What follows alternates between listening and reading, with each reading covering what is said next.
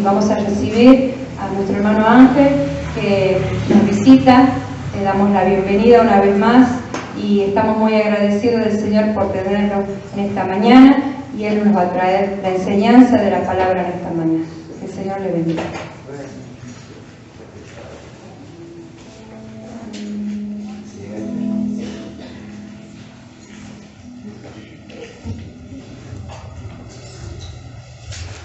Buenos días, hermano. Buenos días, ahora sí.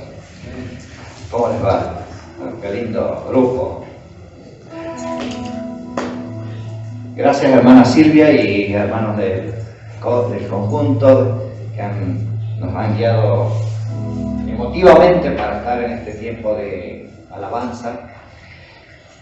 Y esta mañana quiero compartirles algo que está en mi corazón, en mi mente, este último tiempo.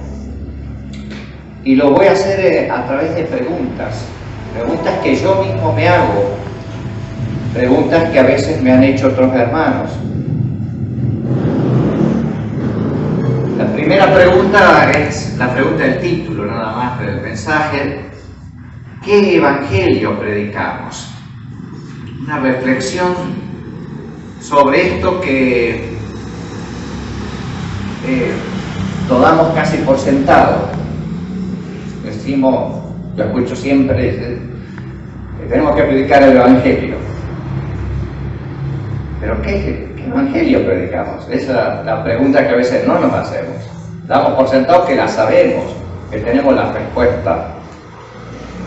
Y mi reflexión va en esa dirección en esta mañana. Me imagino, Connie, que te voy avisando cuando pases, ¿no es cierto? ¿Sí? Bien, el próximo, por favor. Vamos a leer en el Evangelio de Marcos, capítulo 8, versículos 34 al 38. Lo voy a leer en Reina Valera, ustedes van a leer la versión que tengan.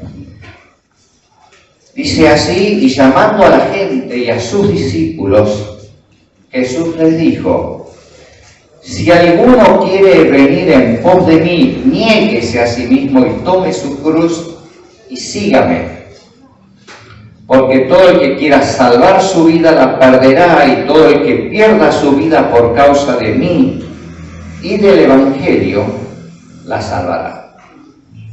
Porque ¿qué aprovechará al hombre si ganare todo el mundo y perdiere su alma? ¿O qué recompensa dará el hombre por su alma? Perdón, hasta el 37 no vamos a leer. Elegí este texto, pero podría haber elegido muchos más. Y la primera pregunta de las tres que voy a hacer esta mañana es: ¿el Señor cambió mi vida? Porque esa es una de las expresiones que más usamos cuando relacionamos con el mensaje del Evangelio.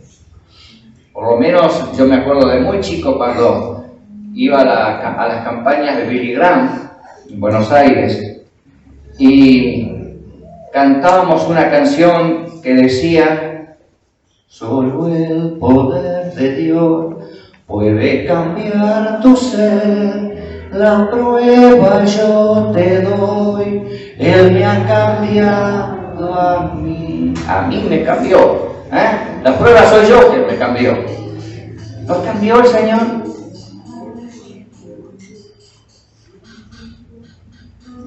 Un hermano pastor me decía hace unos meses: ¿por qué los hermanos no actúan como dicen que actúan? Como se proclaman ellos que están cambiados, que su vida es diferente. ¿Por qué no lo viven así en la iglesia? Yo no lo veo, me decía él. Y personalmente yo creo que es porque hemos comprendido mal cuál es el mensaje del Evangelio. Veamos algunas de las cosas que hemos pensado. La primera: somos salvos. Para ser salvos escuchamos el mensaje del Evangelio. En nuestro cambio significa eso, significa ir al cielo. significa tener paz en el corazón, significa ser una persona independiente, restaurada, liberada de la ansiedad y la culpa. Otro más. Uno más con un nuevo modo de vivir que le da sentido a mi vida, dejar de sentirme solo y sentirme en compañía de Dios o de otros, tener una buena conciencia y últimamente prosperar económicamente. Y otras más, menciono algunas de las que se ha puesto en nuestra mente, pero fíjense que yo mayormente esto no lo veo en el Evangelio. Cuando leo el Evangelio yo no veo eso. Yo veo un Jesús que me dice que le siga y que tome la cruz.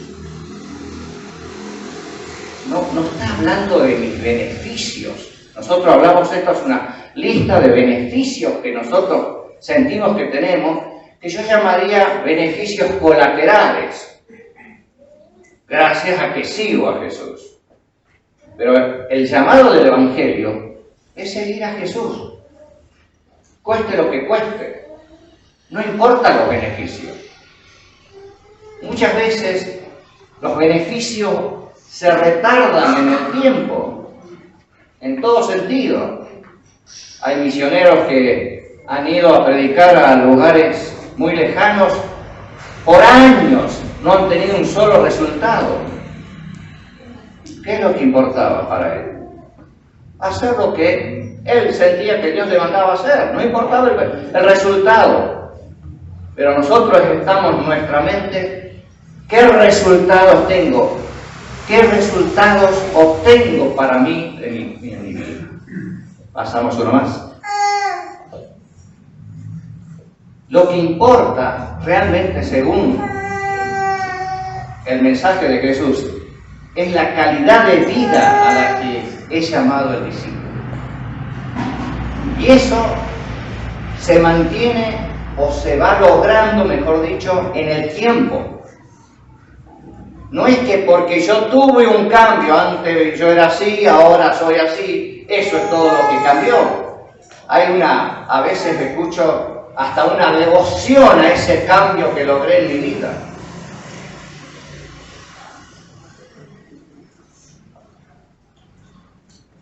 Estoy asistiendo a las reuniones no todas las reuniones, sino algunas de las reuniones de Alcohólicos Anónimos, no porque sea alcohólico, aunque los genes tengo mucho de alcohólico de la familia, pero estoy yendo porque quiero aprender de Alcohólicos Anónimos. Ahí se produce mucho más de lo que debería producirse en la iglesia. Porque nosotros sentimos, en ese cambio, sentimos un logro tremendo, pero para ellos el logro es cada 24 horas. No importan los 22 años que dejaron de tomar, importan las 24 últimas horas. Y esa es la parte que quizás no hemos comprendido del Evangelio. Importa si hoy seguí a Jesús, frente a la situación que hoy me tocó, no a lo que me cambió ayer o hace años, sino lo que hoy enfrenté. ¿Qué tentación tuve hoy? ¿Qué decisión tuve que tomar hoy? Ese es el cambio al que Jesús está invitándonos a hacer. No un cambio de una vez para siempre de algo, sino a las decisiones diarias que me enfrento todos los días. Veamos las dos claves para mí de seguir a Jesús, digamos más adelante. Una es el servicio, eso es lo que nos pide Jesús, que reemplaza el dominio ante la tentación del poder. Esa es la primera clave de lo que significa la cruz en la vida de un cristiano. Yo estoy tentado al poder, a dominar, y Jesús me dice que sirvamos. La segunda clave es el perdón, que ocupa el lugar de la hostilidad frente al enemigo. frente a quien yo considero mi enemigo. Y uno va a decir, no, es muy fuerte esa palabra enemigo, pero es la palabra que Jesús usa. Y no estamos hablando solamente de, qué sé yo, de los terroristas que son nuestros enemigos. Estamos hablando de las personas que tenemos dificultades en nuestras relaciones. Frente a esa persona, frente a la hostilidad posiblemente que esa persona tenga o que yo me produce a mí hostilidad, Jesús me dice que perdone. Son los dos elementos fundamentales de la cruz de Jesús. Jesús se enfrentó a la cruz frente a un poder y Él se dejó subyugar por ese poder para servir a la humanidad. Y ahí mismo le dijo, Señor, perdónanos, porque no saben lo que hacen. Son los dos elementos fundamentales del discipulado. Eso es el cambio que Jesús quiere día a día en nuestra vida. Pasamos a la segunda pregunta.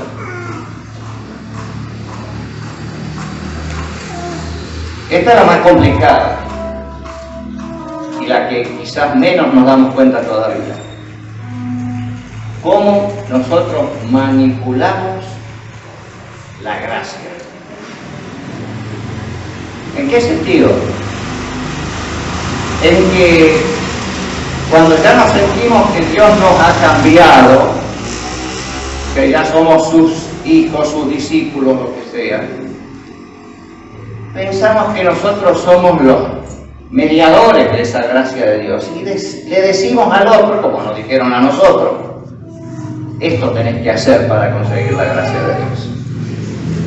A pesar que decimos que es por gracia, no por obras. Es impresionante cómo manipulamos para que de alguna manera se refleje en la obra. Primero, que venga a la iglesia. Esa es la primera demostración que has cambiado. Tenés que venir a la iglesia, tenés que congregarte con nosotros. Pero hay otras sutilezas. Esto se nota mucho más en la obra misionera, especialmente en el pasado, cuando los misioneros, especialmente del hemisferio norte, empezaron a venir al hemisferio sur, sea África, sea Asia, sea Latinoamérica. El misionero se sintió con la seguridad, la confianza de que él sí sabía lo que era el Evangelio y que aquí no lo sabíamos. Y lo transmitían con esa seguridad y con ese poder, a tal punto que hasta llegaban a coercionarnos, dicho de alguna manera, para decir, si ustedes no hacen lo que nosotros decimos, no vamos a mandarle más dinero. Hasta este punto llegaba esta manipulación. Pero es más sutil, eso es lo más grueso. Pero la sutileza es que nosotros somos los que conocemos el Evangelio y le transmitimos al otro, estamos en un espacio de poder transmitiéndole al otro lo que debe ser. Y eso no es gracia. Dios obra en libertad y nosotros no somos quienes para determinar a Dios cómo hacer las cosas. Doy otro ejemplo. Yo fui al curso de evangelismo explosivo, no sé si alguno de los mayores se acuerdan, hace muchos años atrás. Y una de las técnicas que nos enseñaban en el curso era qué preguntas teníamos que hacer a la gente cuando íbamos a evangelizar. Pero la consigna que nos daban era: ustedes pregunten, no dejen que les hagan preguntas. ¿No es manipular eso? Ese es el método del comercio, el método de la venta, de dominar y lograr que la otra persona compre el producto. En ese sentido, Es muy sutil en nosotros, pero vendemos la gracia. Buscamos la manera en que el otro nos compre este producto. Y más cuando en algunas iglesias somos coercionados tremendamente, que tenemos que tener resultados, que tenemos que traer gente, que esto, que lo otro. Pero ese no es el método de Dios. El método de Dios es gracia total, libre. No tenemos que imponerle a nadie. Solamente tenemos que invitar a la persona a seguir a Jesús, a leer en su palabra y ver cómo cada uno responde. Y ese es otro punto fundamental. Estaba escuchando el otro día a un compañero mío del seminario, y otras veces he escuchado a otros alumnos que tienen algunos programas así que los graban, y es interesante cómo manejan la cuestión de los textos. Y el otro día decía este compañero que el joven rico hizo una pregunta que era: ¿qué debo hacer para heredar la vida eterna? Y la comparó con la pregunta que hizo el carcelero de Filipo, que dijo: ¿qué tengo que hacer para ser salvo? Lo que no aclaró el predicador es que Jesús dio dos respuestas diferentes a esa pregunta, que no era la misma pregunta exactamente. Porque el contexto del carcelero, el miedo que tenía era de morir, ser salvo de la muerte de que le iban a dar porque se le habían escapado los presos. Y en el caso del hijo del joven rico, que le llamamos así en las parábolas, es que está pensando en el reino, en cómo entrar al reino.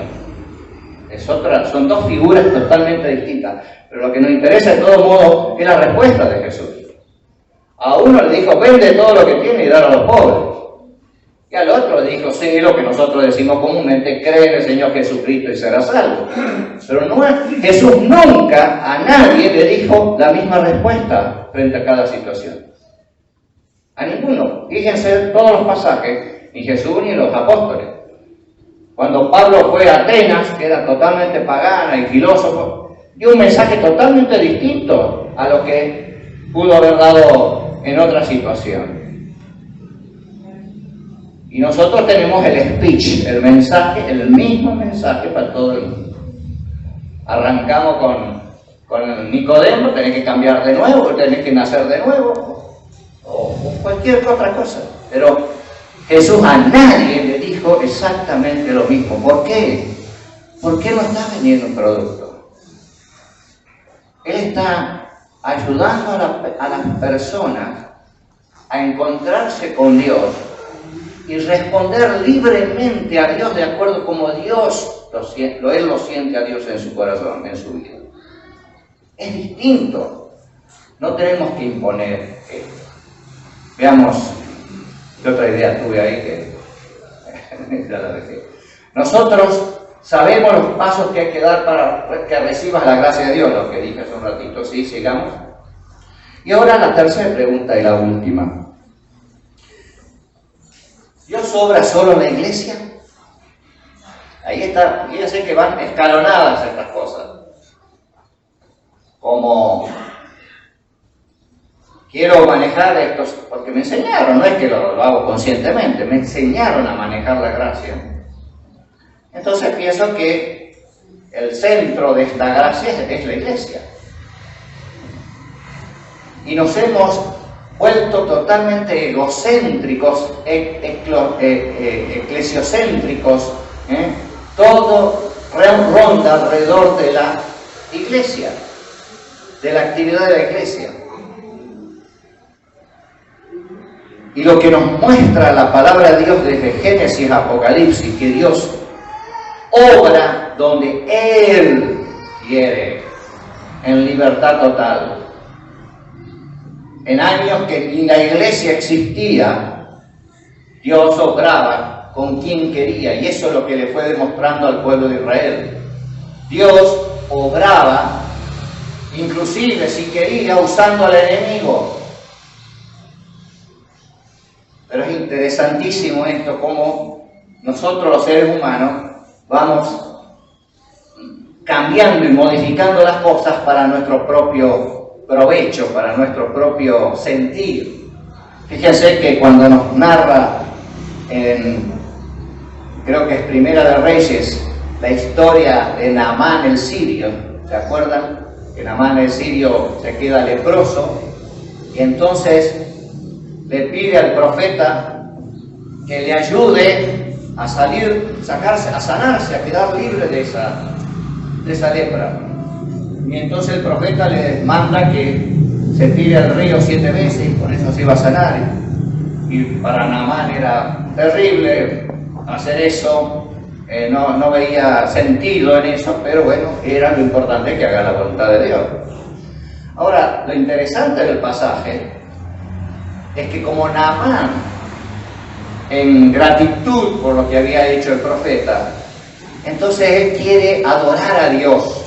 Y en la concepción de aquella época, Dios estaba solamente en un lugar, en este caso en Israel. Entonces él saca tierra del suelo de Israel y se la lleva a su país, y prometiendo que iba a adorar a ese Dios con ese pedacito de tierra que llevaba, porque ahí estaba Dios, fíjense. Y el pasaje termina con la sensación, fíjense, Dios obró de tal manera, Dios de Israel, por supuesto, nuestro Dios, obró de tal manera que ahora Naamán está adorando a Dios. Pero lo interesante es que cuando Jesús hace mención en el Evangelio de Lucas capítulo 4 sobre este pasaje, no dice eso. ¿Qué dice Jesús? Jesús dice, fíjense cómo Dios no bendijo a este que no es judío. Y el otro pasaje que usa Jesús dice, fíjense, como viendo tantas viudas en Israel, Dios bendijo a una viuda que no es israelita. Toda la historia de la Biblia nos va mostrando cómo Dios obra en aquellos que no son como nosotros. Estamos muy acostumbrados en la iglesia a la comodidad que nos da el que nosotros conocemos. Y eso lo vemos todos los domingos y los pastores me lo dicen. ¿Cómo me cuesta que los hermanos saluden a las personas nuevas? Nos vamos de, así como mosca, al conocido, al que yo tengo que hablar algo porque necesito charlar a esa persona, como si no hubiera celulares, no hubiera nada para seguir comunicándonos en otro momento. Pero nos vamos ahí, ¿por qué? Porque es nuestra comodidad. Es el centro donde nos movemos. Pero el de afuera, hasta a veces nos molesta, nos incomoda. Estaba hablando de esto el domingo en la iglesia y veo a un muchacho solo. Entonces me acerco y le pregunto quién era. Era el esposo de otra chica de la iglesia, pero él hacía poco que estaba viniendo. Yo no lo conocía de antes, de veces anteriores que había ido. Solo. Y en todo el tiempo que estuve ahí con él, nadie se acercó a saludarlo. Y se sentía como sapo de otro charco, totalmente. Porque es algo muy fuerte. Las cosas que estoy hablando son sutiles hoy, pero son las cosas que nos van moviendo con mensajes, con speech, con cosas que tenemos introducido en nuestro chip, en nuestra manera de ser como iglesia, como creyentes, y vamos perdiendo el objetivo de lo que Dios quiere para la vida. Veamos algunas cosas que puse acá. Las iglesias tienden a enfocar la mayoría de su tiempo y atención hacia asuntos internos, a tal punto que nos peleamos en la iglesia, a veces, por supuesto, muchas veces esto lo disfrazamos un poquito, no somos tan, a veces, otras veces, no, descaradamente luchamos por el poder, Pero otras veces el Señor me habló, vamos a orar, hermano, hacemos algún mecanismo para disimular el deseo de saber, de alguna manera esto lo voy a cambiar. Muy fuerte. Pero quiero enfocar en otra cosa. Adelante. Bueno. La forma en que nos relacionamos con las demás personas refleja cómo nos relacionamos con Dios. Ahí está la clave de lo que nos está pasando. No nos damos cuenta. Si yo no me acerco a ese otro que es diferente a los que nosotros conocemos todos los domingos, tampoco me estoy acercando a Dios. Porque Jesús dice, cuando ustedes hacen esto a esta persona, lo hacen a mí. Entonces, si yo no lo sé hacer a esa persona, no lo estoy haciendo a Jesús. O sea, no hay un vínculo. Nosotros creemos en un vínculo, por supuesto, porque cantamos las canciones que cantamos recién y entramos en un éxtasis, en una sensación. Expresamos con palabras, pero Jesús lo dijo. Ustedes con sus palabras me honran, me alaban, pero su corazón está lejos.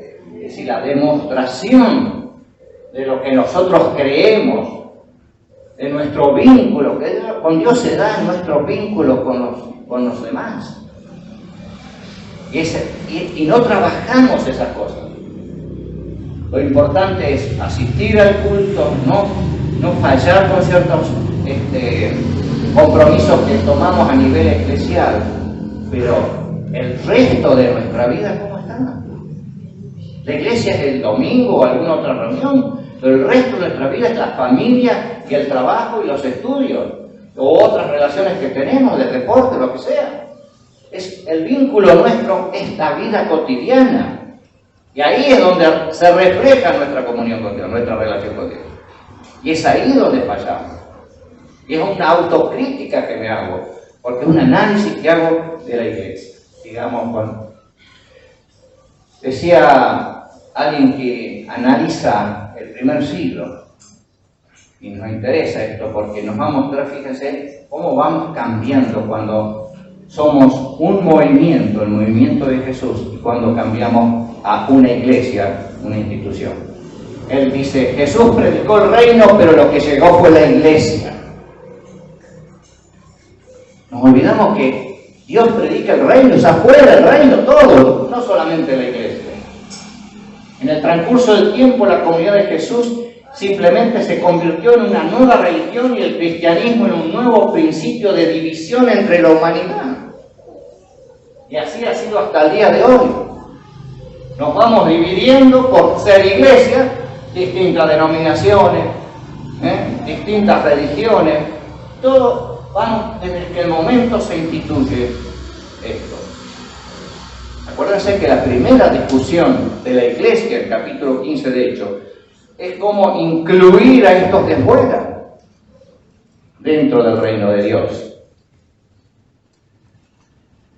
¿Cómo incluyo esto después? Y ahí es donde, bueno, que cumplan estas normas. Hay que empezar. Conozco iglesias que tienen normas a patadas, impresionantes. Yo creo que les conté en una oportunidad que estaba en una iglesia donde iban a hacer un picnic en Estados Unidos. Y había 25 reglamentos de cómo había que ir al picnic. Imagínense las que habrá para ir a la iglesia. Si para el picnic estaban eso. Entre uno de esos que me asombró, me acuerdo de lo porque me asombró, que ni los varones podían ir en short. Ni los varones. Cosa que acá ni se nos ocurre que los varones no vayan en short porque van a jugar un partido de fútbol o lo que sea. No, ni a las mujeres ni les cuento, con los vestiditos largos, más y todo eso. O sea, 25 normas para ir a un picnic. Eso somos. Muy bien, veamos otra cosa. Dice este autor, dice, la iglesia primitiva dejó de ser un movimiento para convertirse en una institución. ¿Cuáles son las diferencias? La institución es conservadora, trata de mantener el status quo, lo que siempre se hizo, lo que siempre. El movimiento es progresista. permite los cambios, se va ajustando a los tiempos, va intentando comprender cómo la palabra de Dios puede obrar en situaciones distintas. La institución es receptora de influencia, el movimiento es influyente. Esa es la cosa que más me pesa en mi corazón. Nosotros creemos, y yo escucho, ayer lo escuché justo de uno de los hermanos, que estaba en una reunión de adultos mayores, es decir, que la iglesia ha influido. No nos engañemos. La iglesia no ha influido lo necesario, lo que debería haber influido en el mundo, por lo menos, yo estoy hablando de los 20 siglos de iglesia. Sí, influyó cuando era un movimiento. Ahí hizo una transformación. Pero cuando se transformó en institución, que muy pronto se transformó, ya en el segundo siglo empezó el proceso de institucionalización de la iglesia, casi a fines del primer siglo. Luego en el cuarto ya se hizo una institución política, totalmente. Y nos ha costado mucho salir de eso, porque ni siquiera la Reforma Protestante hizo ese cambio. Porque la Reforma Protestante enfocó mucho en la doctrina, en muchas concepciones doctrinales, pero no se alejó del Estado. Ni el luteranismo, ni el anglicanismo, ni el calvinismo. Al contrario, el calvinismo quería hacer una teocracia, un gobierno de Dios político. Y de lo que no se habla del protestantismo de esa época son justamente de los movimientos independientes que quisieron independizarse del Estado. Y eso sí que les costó mucha persecución, que son los movimientos anabaptistas, y que nos queda para nosotros en especial el movimiento menonita de ese grupo, que ellos no quisieron un vínculo con el Estado. La institución fue diferente y quería influir como iglesia en el Estado, en la política, pero desde afuera. La institución mira hacia el pasado, el movimiento mira hacia el futuro. La institución es temerosa, el movimiento está dispuesto a correr riesgos. Escuchar esa palabra es riesgoso tal cual. Yo recuerdo un pastor que nos contaba cuando la iglesia de Constitución en Buenos Aires se decidió poner al lado del templo una carpa. ¿Por qué? Porque la gente de la zona, eran mucha gente del interior, hay una zona que hay muchas pensiones, cosas por el estilo, y bueno, la vida no es muy buena en esa zona, y entonces la gente no iba a entrar al templo bonito, iban a la carpa. ¿Y sabe qué le dijeron los diáconos? Pastor, esta gente va a afectar a nuestra juventud. O sea, los de afuera iban a influir adentro, y no tenían la mente de que los de adentro tienen que influir afuera y correr el riesgo que la iglesia tiene que correr. Y por último, la institución vigila sus fronteras. El movimiento cruza las fronteras, va hacia afuera, no se queda en el espacio cómodo y seguro de la comunidad. Sigamos. Otro autor, este es un autor brasilero, lo hace en base a las iglesias de Brasil, pero es interesante la lista que él hace, ya una lista actual. Esa era una lista pensada en el primer siglo, ahora la lista actual. Dice, hay una iglesia que ha enfatizado demasiado el más allá, descuidando el momento actual. Hay una iglesia que le echa la culpa al diablo de sus propias responsabilidades. Hay una iglesia que enfatiza más el crecimiento numérico que un crecimiento de influencia con la vida de la iglesia. La vida de la iglesia no impacta sobre la sociedad. Hay una iglesia que idolatra la Biblia, pero no vive lo que ella enseña.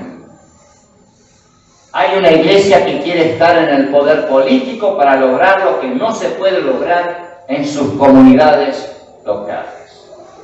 Es interesante. Otro autor dice lo mismo refiriéndose a Estados Unidos. Dice, hay gente que va al Congreso, un miembro de la iglesia que va al Congreso y quiere hacer en el Congreso lograr leyes que no puede lograr en su propia comunidad. Porque las cosas deben cambiar acá, desde nuestra comunidad. Y fíjense cómo termina este autor, uno más. Concluye que si estas tendencias continúan, Tendremos templos llenos y una sociedad vacía. Tendremos una generación cristiana irresponsable. Tendremos una iglesia que llevará la Biblia, pero no será conducida por ella. Tendremos una iglesia inmadura que quiere tener poder en la sociedad, pero que no es capaz de servir a esa sociedad. Y tendremos una iglesia sin ética que buscará ser bendecida y próspera materialmente, sin importar si vive el Evangelio de Jesucristo. Otro, por favor, creo que ya pasamos a la conclusión. Pasamos más, ahí está. Con esto quiero terminar, aunque no voy a ser breve, lo voy a intentar. Debemos encontrar formas creativas para usar nuestros recursos en bien de los que tienen menos que nosotros. No nos tenemos que quedar en el programa de la iglesia solamente. Si ese programa solamente es para nosotros. Yo sé que acá había, no sé si sigue, el comedor para niños de los sábados. Con la pandemia debe haber cambiado un poco, pero esos programas son los que tienen que ver para afuera. Pero no solo programas para adentro. O, en su defecto, programas de la iglesia afuera de la iglesia. También es otra manera. En hogares diferentes, en distintas casas, para que haya otras personas que no van a venir al templo, entonces tengan la oportunidad de conocer la palabra. También es otra manera. Pero yo quiero dar 2 o 3 ejemplos que son los que me han ido haciendo reflexionar todas estas cosas estos últimos tiempos. Estoy viendo unas entrevistas del hermano Juan Pablo Bongarrá en Canal de Luz, o la Iglesia Puertas Abiertas se llama el programa. Les invito a buscarlos, si me acuerdo los nombres de las personas, no de todos me acuerdo. Y un ejemplo que más me impactó, pero obviamente no es que vamos a hacer estas cosas solamente. Estoy dando ejemplos de cómo pastores y hermanos se les ha ocurrido una idea de hacer algo fuera de la iglesia. Un pastor pentecostal se llama Omar Gaitán, un hermano que nace, era un muchacho prácticamente, él dice, yo era casi de la calle, vivía una vida muy turbia en mi pueblito, un pueblito chiquito. Un día llegó un predicador y él le dijo a Dios, en su interior le dijo, mira Dios, si existí, mañana a las 8 dame la respuesta a las cosas que yo necesito. Así le planteó él. No sabemos cuál fue lo que Dios le dijo, pero a las 8 se acercó alguien a él y le habló de tal manera que dice, ahí yo sentí que Dios me había dicho, así tiene que ser su vida. Y cambió su vida. Y se dedicó al pastorado. Primero estudió en un seminario pentecostal, se dedicó al pastorado. Pero cuando llega, primero había hecho una tarea en otro lado, como una tarea piloto de iglesia para ir formándose, en Mendoza creo, San Juan. Y luego llegó a Rafael Castillo, donde iba a trabajar. Una iglesia de barrio, de zona muy, muy humilde, con muchos problemas sociales, contaba él. Y él empezó a recibir gente adicta, especialmente, todo el tiempo. Y la primera persona que le llegó y que le impactó la vida fue una señora que llegó con sus 2 nenas y embarazada, adicta, y su esposo también. No, ella no era adicta, ella tenía SIDA por la adicción del esposo. Y el esposo era adicto. Estaban en la calle. Y ahí le prendió la lamparita en su sencillez de vida y todo, porque un hombre muy sencillo, uno lo ve todavía hasta el día de hoy, como él. Y él empezó una obra que no termina. Empezó a comprar propiedades sin dinero, porque no tenía dinero, pero les decía, Señor, yo quiero esta propiedad, dámela. Y el dinero aparecía. Y él empezó a comprar propiedades grandes, ¿no? La primera que compró 2 hectáreas. Y empezó con la misma gente que ayudaba, con algunos de la iglesia, a edificar casas. Y armaba comunidades. Comunidades, nos contaba la misma, la hija de esta señora, también fue la señora al programa en un momento, pero la hija de esta señora, una de esas dos nenitas, cuenta de que son en la comunidad unos 60 y almuerzan juntos. Porque este hombre tuvo la creatividad de pensar en qué trabajos darle a esta gente para poder lograr dinero.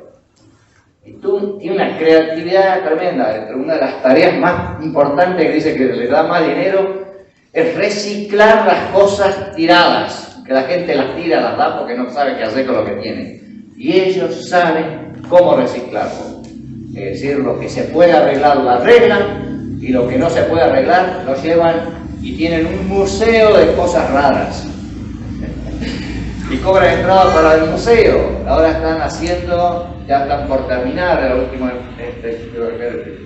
porque ahora lo lleva, cada tanto lo va llevando porque está asombrado de lo que hace ese hombre. Dice, este hombre requiere un premio Nobel por lo que hace.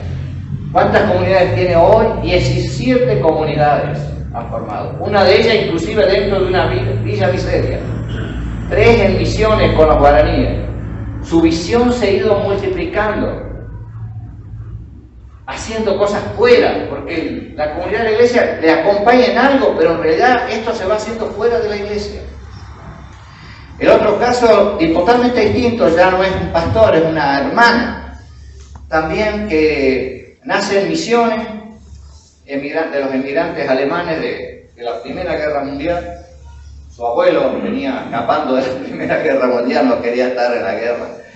Y aquí nace la mamá de esta señora que voy a contar, y nace ella. Y cuando tiene 8 años, la mamá le dice, tenés que irte, hija, de casa, no puedo mantener. Ella quedó viuda y se casa con un hombre que tenía 4 hijos, no podemos mantener a todos. Tenés que irte a trabajar empleada. Así que la llevaron a distintas casas, desde los 8 años hasta terminar la escuela primaria. Distintas casas. Y yo hice mis 7 grados, hice en distintas escuelas. Luego entró ya, cuando más grandecita, a trabajar empleada en lugares donde ya le pagaban inclusive, le daban la opción de ir a la secundaria. Pero ella tenía en claro de que quería estudiar, que quería ser alguien. Y después hizo unos intentos de estudiar medicina y no pudo, para hacerla breve, y termina estudiando algo de comercio. Empezó a hacer alguna empresa que fracasó y termina insistiendo con una de las empresas de madera, y hoy es una de las empresarias más importantes en Córdoba de la madera.